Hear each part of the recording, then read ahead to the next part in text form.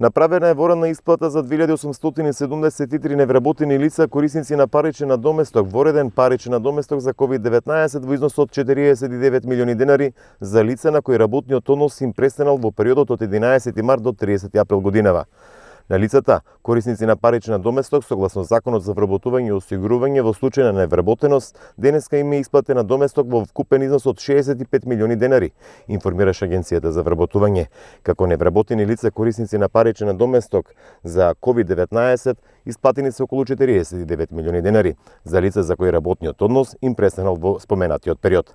Банките паралелно се подготвени да извршат и исплатата на паричен надоместок од социјална и детска заштита, која почнува од денеска за сите оние кои поседуваат дебитни картички, а од понеделник во експозитурите, соопшти Македонската банкарска асоциација. Сите корисници на парична помош од социјална и детска заштита кои што поседуваат дебитни картички ќе располагаат со средствата преку банкоматите во трговската мрежа од денеска.